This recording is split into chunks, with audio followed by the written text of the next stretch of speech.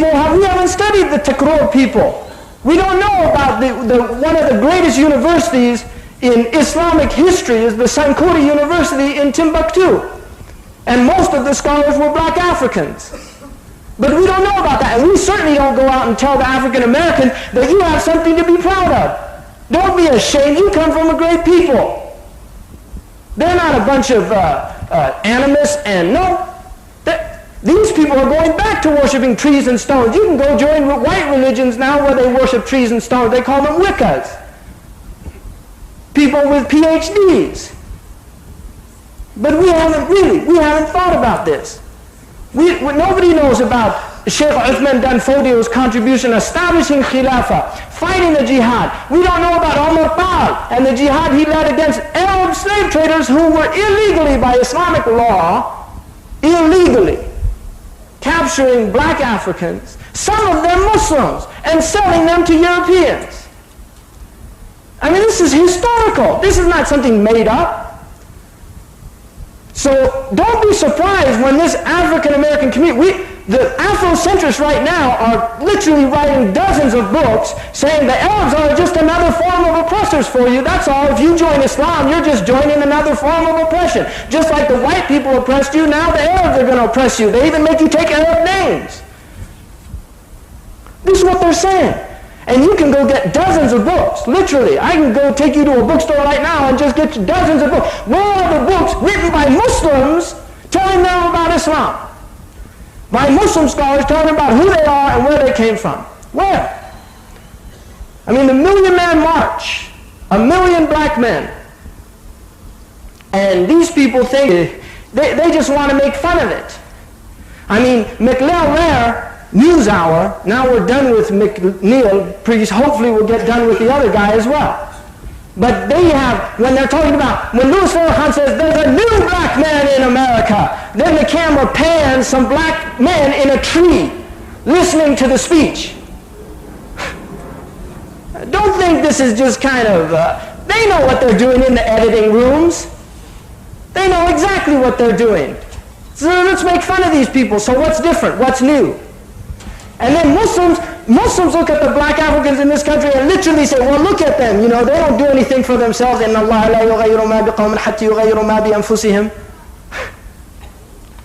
That's certainly not the way the Prophet ﷺ looked at the oppressed people in Mecca. That's not the way he looked at Bilal ibn Rabah. That's not the way he looked at Salman al-Farisi.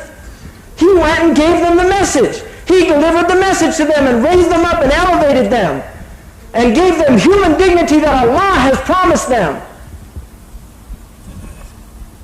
But we can look at them and say, look, we don't even know the history of these people. 400 years. We look at the Muslim countries. We can look and criticize the Muslim countries all we want, and we know that the vast majority of what's going on in the Muslim country is a direct result of colonization.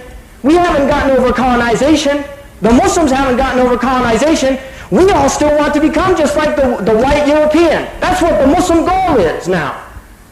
Let's get a degree from the university in technology, so we can build cities like they build cities. We can even have city planning like they have city planning. I mean, Muslims know more about European culture than they do about their own culture, because all their higher education is from these institutes that are basically just propaganda machines. Really, I bet you most Muslims now, educated Muslims, know more about European history and civilization than they do about their own Islamic civilization. Because they certainly don't know about the black African contribution to Islam.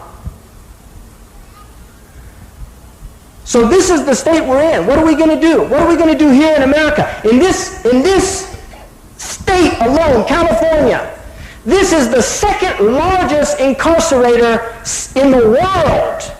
California, in the world, second to China.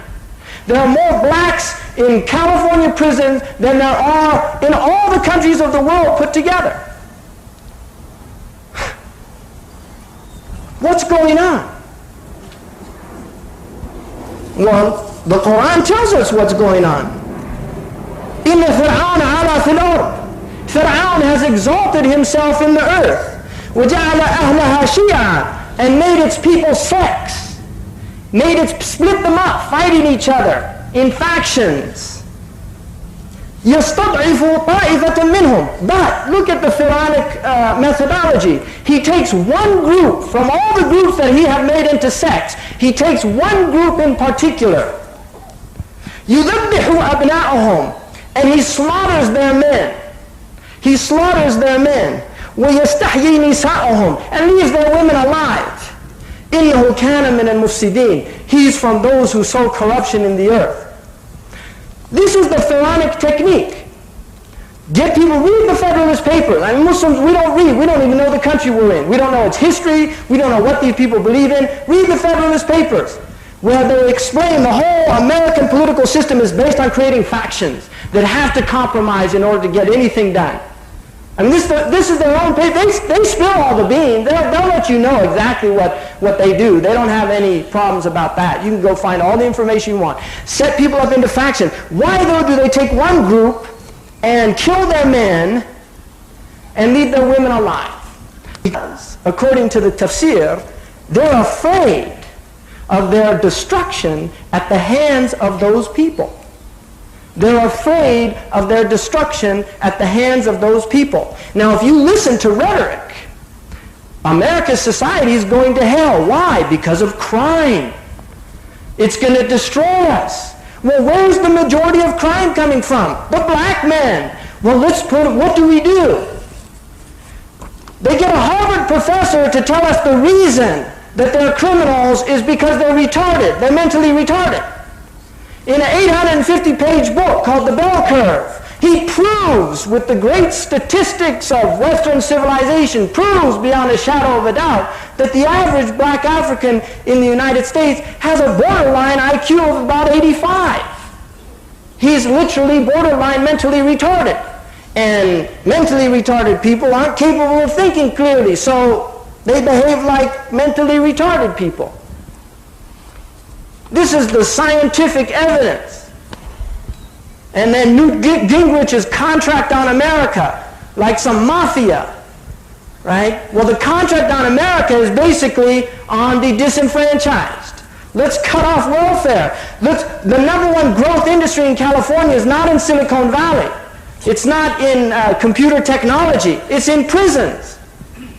In the last 10 years in this state, we have built, and I say we have because we're all paying taxes. We're all paying taxes. We have built 19 new prisons. Almost 50% of the inhabitants will be black African males. That's who's filling up the prisons. Now what happens in prison? The first time some of these people can think clearly, they become Muslim.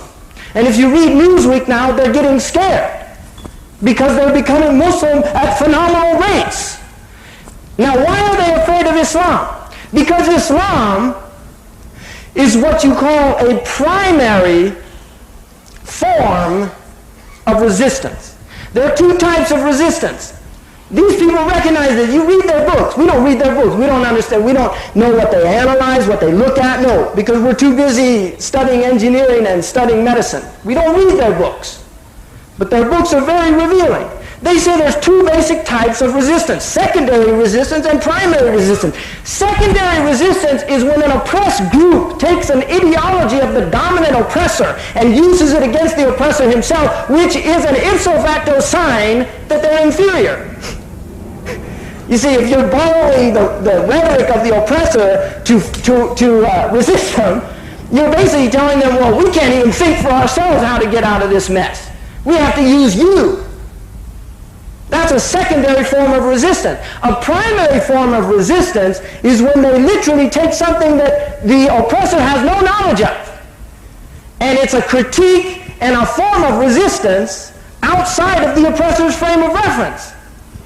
Now, when the black African, the black American Muslim people in this country begin to take Islam as a critique, as a psychological unifying factor, and as a form of articulating what they have been experiencing for 400 years, that's problematic to the dominant culture. That scares them. That gives them the shakes.